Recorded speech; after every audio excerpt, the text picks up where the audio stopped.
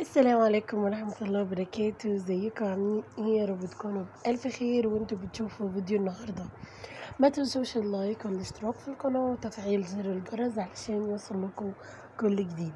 بحبكم جدا جدا في الله، واسفة جدا جدا جدا على التأخير اللي انا اتأخرته، بس والله كان غصب عني. اللي متابعني عارف ان انا كان عندي قناة تانية غير دي، والقناة التانية ديت للأسف الشديد اتمسحت. ما جاش عليها انذارات ولا حاجة، ولا اليوتيوب اللي رفضها، بس اتمسحت بسبب ان انا بحركة غبية مني مسحتها. كنت بمسح ايميل قديم عندي، فروحت مسحة القناة غصب عني، ومش عارفة ارجعها بسبب ان انا لا حافظة الايميل ولا كلمة السر ولا حتى الرقم. فاللي عنده طريقة يعني ممكن يقول لي عليها في الكومنت. المهم اني عملت القناة دي جديدة، فياريت الكل ينضم لها يعني ويشترك فيها كده يعني عشان تكبر شوية ونوصل لل1000 مشترك بسرعة.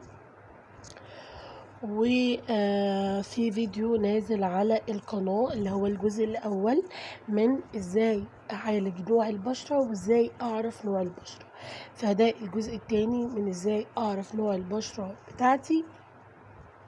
وانا محضرة كل حاجة انا استخدمها، والنهاردة هنستخدم الحاجات دي للبشرة الدهنية فقط، يعني مش لبشرة جافة ولا حتى بشرة مختلطة ولا حتى حساسة. النهاردة للبشرة الدهنية فقط.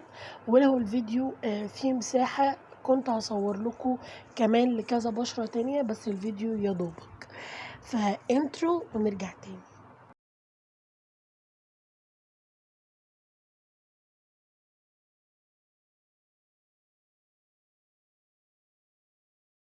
طيب يا بنات، بعد الانترو زي ما قلت لكم في بداية الحلقة ان احنا النهاردة هنعمل تنظيف بشرة للبشرة الدهنية.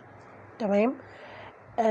البشرة الدهنية بشرة بطبيعتها بتفرز زيوت يعني بطريقة غير طبيعية، ولان انا بشرتي دهنية اقدر اقولك ان البشرة الدهنية دي اكتر بشرة بتلم اتربة، بتلم اوساخ، ما تعرفيش بتجيب كل الحاجات دي منين. فبجد البشرة الدهنية من أكتر البشرات اللي بجد بحسها بتعاني، بحسها مرهقة، بحسها بتتعب الأشخاص اللي هم صحاب البشرة الدهنية. ده غير ان هي بتخلي شكل البشرة مش لطيف خالص لو احنا مهتمناش بيها من تنظيف او الكلام ده كله. ده غير ان هي بتعمل لنا مسام واسعة جدا، بيكون عندنا مسام واسعة، والكلام ده انا شرحته في ازاي تعرفي نوع بشرتك. الجزء اللي فات هحطه لكم برضو شريطة فوق كده، او هحطه لكم في الديسكريبشن بوكس كمان، هحطه في الديسكريبشن كمان علشان خاطر تعرفوا نوع بشرتكم. فالبشرة الدهنية بشرة بتحبب جدا، بتعمل مسام واسعة. بصراحة بيبقى فيها حاجات كتيرة قوي، بتبقى متعبة ومرهقة وبتحتاج مننا تنظيف بشرة ما لا يقل عن مرتين في الشهر او 3 مرات في الشهر. تمام. بس هي تحتاج تنظيفة عميقة زي اللي انا هعملها دلوقتي مرة واحدة في الشهر بس، لكن المرتين التانيين او المرة التانية هتكون تنظيفة بسيطة شوية. طيب، اللي قدامكم ده جهاز بخار اللي انا دلوقتي حاطاه الفيشه بتاعته، ده جهاز بخار. طيب لو انت ما عندكيش جهاز البخار ده وعايزه تشتغلي بامكانيات بسيطه وحاجات بسيطه، تقدري تجيبي حله على النار، تغلي الماء اللي فيها، وبعد كده تاخدي البخار بتاعها وتبداي تستخدميه. انا هنا شغلت جهاز البخار وسبته على بشرتي، البخار ده كله طالع على وشي. طبعا انا ما بظهرش، فبالتالي انتوا مش شايفين الكلام ده، بس انا هحاول افهمكم انا بعمل ايه بالظبط. اول حاجه بداتها حطيت البخار على بشرتي. تمام. وبعد ما البخار بشرتي شربته وفتح المسام بتاعه البشره وكل الكلام ده، بستخدم الغسول اللي قدامكم ده. الغسول ده للبشره الحساسه مش للدهنيه، بس انا بشرتي مختلطه حساسه ودهنيه، فانا بستخدم الغسول ده. الغسول ده بحطه على وشي وبستنى من 3 ل 4 دقايق، وبقعد افرك وشي كده بحركات دائريه، وبعد كده بروح اغسله. وبعد ما بستخدم الغسول ده سبت بشرتي تهدى شويه من الحاجتين اللي انا عملتهم، بدات استخدم ماسك الحليب. كل الحاجات اللي هستخدمها معاكم في الفيديو، الحاجات دي كلها للبشره الدهنيه، تقدري تجيبيها من اي مكان، وحاجات بسعر قليل جدا ومش غاليه. الماسك ده انا هبدا استخدمه على بشرتي. انا هنا كنت بوريكم احنا بنستخدمه ازاي، بس الحركه دي انا عملتها على وشي. بنبدا نستخدمه على البشره كده، وبنسيبه بقى شويه، وبعد كده بشغل البخار. ودي حركه حلوه قوي، انا بحسها جميله، لانها في الحاله دي بفتح المسام، فالماسك كله بيخش في البشره من جوه، بيغسلها غسيل مظبوط. فالبشرة هتبدأ بقى تشرب الماسك كده، وبعد كده هقوم فاصلة جهاز البخار، واسيب الماسك على بشرتي لغاية ما ينشف تماما تماما تماما، ويكون ما عادش فيه اي حاجة خالص خالص خالص خالص على بشرتي، ويتغسل غسلة محترمة. بعد اللي انا عملته ده كله، خطوة الترطيب في ناس بتعملها في الاخر، بس انا لان بشرتي دهنية وبتحتاج ترطيب، يعني لما بنمنع منها الزيوت كلها مرة واحدة كده بحس ان هي نشفت. فبالتالي انا بعد خطوتين كده 3 من في نص يعني الجلسة بحط جل صبار. جل الصبار مرطب هايل هايل هايل للبشرة، بشرة دهنية جافة مختلطة عادية حساسة، فهو جامد جدا. فانا بستخدم جل الصبار. بعد ما استخدمت جل الصبار كمرطب، علشان نبدأ للخطوة النهائية بقى. يعني احنا بدأنا في الأول وفي النص حطينا جل الصبار، ودي بقى الخطوة النهائية اللي هي الجزء الأخير بقى. هحط ماسك صنفرة، تمام، علشان طبعا الرؤوس السوداء، وعلشان لو عندي جلد ميت او الكلام ده كله، وده شيء طبيعي جدا، هيبقى في بشرتنا جلد ميت. تمام، ابدا ان انا امسح الجلد الميت اللي على بشرتي. بعمل نفس الحركه، بعملها لان بصراحه بحسها حلوه، وبحس ان هي بتعمل نتيجه معايا حلوه جدا. ولما كنت شغاله في الكوافير كنت بعمل ده للناس اللي كانت بتيجي تعمل عندي جلسات تنظيف، وكان بيعجبهم جدا جلسات التنظيف بالطريقه دي، كانوا بيبقوا حلوين جدا. ان انا بحط الماسك، بسيب الماسك على بشرتي شويه، وبعد كده ببدا احطه على البخار واسيبه لغايه ما ينشف، وبعد كده اغسل.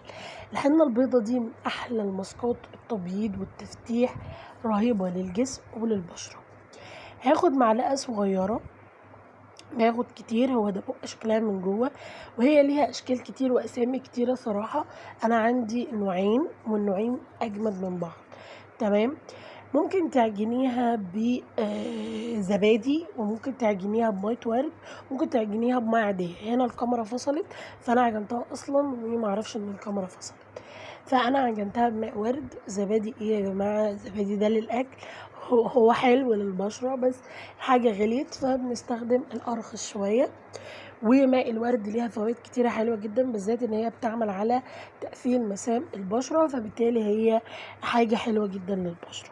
فهبدأ ان انا اعجنها لغاية ما امنع اي تكتلات او اي حاجة تكون موجودة فيها، علشان خاطر بس ما تبقاش مكتلة كده على وشي. بعد كده هبدأ احطها على بشرتي. انا هنا بحطها على ايدي بس عشان اوريكم، لكن انا بعمل الحركة دي على بشرتي. هنا بقى في الحنة انا مش هعمل حركة البخار خالص، انا خلاص البخار كده بالنسبة لي انتهى. هسيب الحنة على بشرتي مدة تتراوح من 10 لربع ساعة. تمام، هي بتاخد وقت شوية على ما بتنشف، وبسيبها شوية لغاية ما بتنشف خالص، وبعد كده بغسل بشرتي. هنيجي بقى على الخطوة اللي بعد كده، وهي الأجهزة. الجهاز اللي انتوا شايفينه قدامكم ده جهاز بيشيل الرؤوس السوداء الذبذبات الصوتية. تمام، يعني بيعمل ذبذبات كده فبتخرج المسام من الأنف. تمام. طيب لو انت ما عندكيش المنتج ده، او ممكن يكون مش عندك، تمام، ممكن تجيبي ابرة البثور. تمام، في ابرة بثور كده، هحط لكم صورتها، انا دورت عليها. انا عندي واحدة بس مش عارفة انا وديتها فين والله، ودورت عليها عشان اوريكم شكلها بس مش لاقياها. فانا هحط لكم صورتها عشان تعرفوا انا بتكلم عن ايه بالظبط. شكل الجهاز ده من جوه في ناس كتير بتخاف منه، لان هو بيعمل موجات صوتية كده وبيبقى مؤلم شوية، بس هو بيجيب الرؤوس السوداء من الجدر. تمام، يعني بينضف تنظيف تام. هو بيجي معاه حاجتين بيتركبوا فيه عشان لو انت عايزة تعملي مساج للبشرة، وده مهم برضو. تحطي سيرم كده على البشرة او كالوجين على البشرة، حاجة ترطيب كده، وتبدأي تعملي مساج. المساج دوت هيخلي البشرة كده ايه، تبقى حلوة يعني. هنا انا بوريكم احنا بنستخدمه ازاي. حرفيا مجرد ما بيتحط على اي مكان في الجسم فهو بيبدأ الذبذبات بتاعته تعلى جدا، وبيبدأ يوجع شوية. يعني هو كان وجع لي ايدي شوية، بس ده في ساعة الجلسة، لكن بعد كده خلاص الموضوع انتهى. بعد كده مش هيبقى فيه حاجة اصلا يعني. تمام، ببدأ اعمل بيه كده وببدأ انضف البشرة تماما من اي رؤوس سودا موجودة فيها. وهبدأ بقى على الجهاز اللي بعده، وهو جهاز شافط الدهون. تمام، جهاز شافط الدهون ده ممكن خطوة انت تستغني عنها.